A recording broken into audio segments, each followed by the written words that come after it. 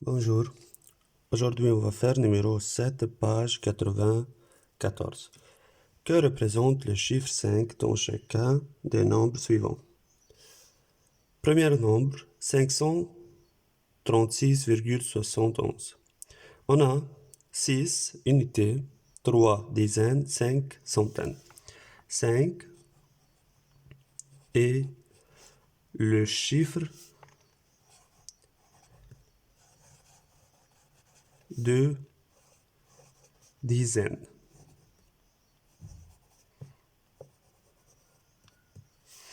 Maintenant, 205,37. On a, après la virgule, la partie entière, 5 est l'unité.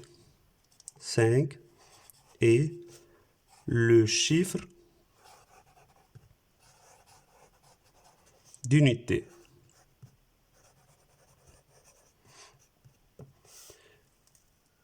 « 5000, la partie entière, 5000,1, la partie entière est 5000. On a 5000, donc 5 est le chiffre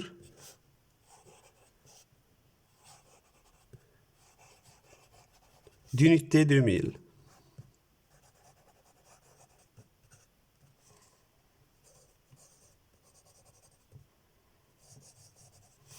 « 7,51. 5 est le premier chiffre après la virgule, donc 5 est le chiffre de dixième, car le premier chiffre après la virgule est la dixième. De dixième.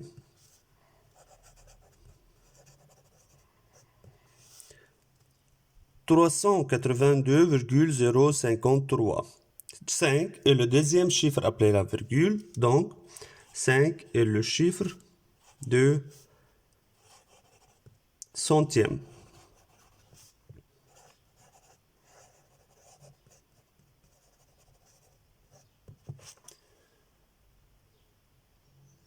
Maintenant, on va faire numéro 8, page 94. Devinette.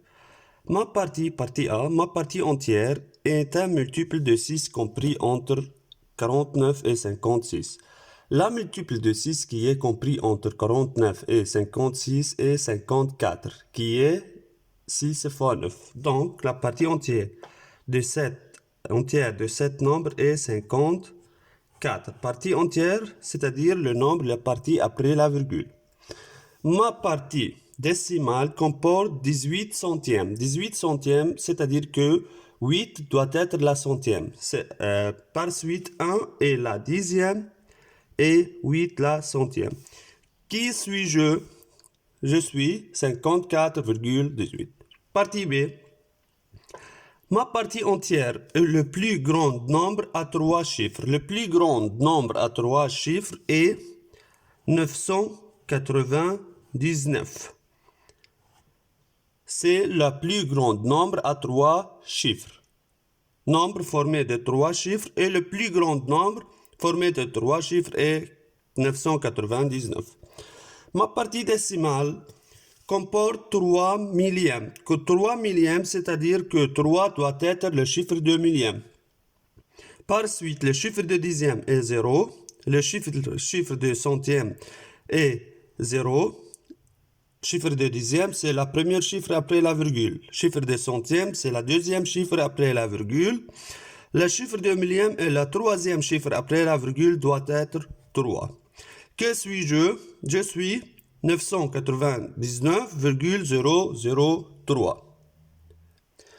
Maintenant, on va faire numéro 9, page 94. Complète par plus grand, plus petit ou égal.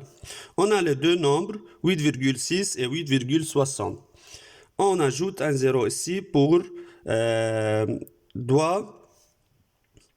avoir le même chiffre en les deux nombres.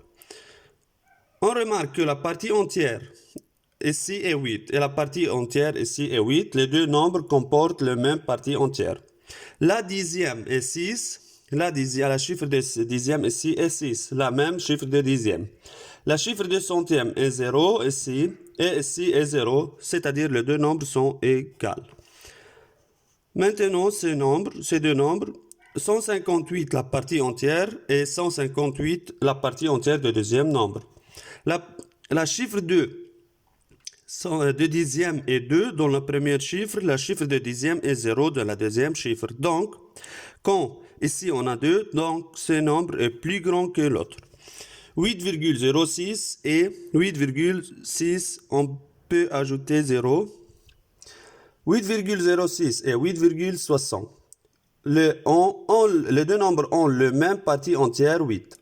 Le chiffre de dixième est 0 ici, et ici est 6. 6 est plus grand que 0, c'est-à-dire que 8,60 est plus grand que 8,06. 7,43 et 7,39. La même partie entière, 7.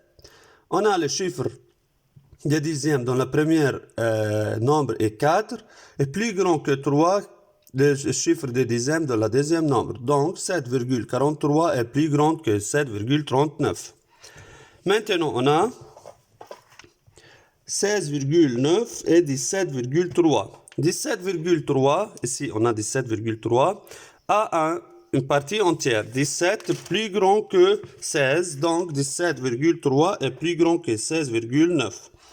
8,4 et 8,38 ont le même partie entière, mais le chiffre de dixième ici est 4 dans le premier nombre, plus grand que le chiffre de dixième dans le deuxième nombre qui est 3. Donc 8,4 est plus grand que 8,38.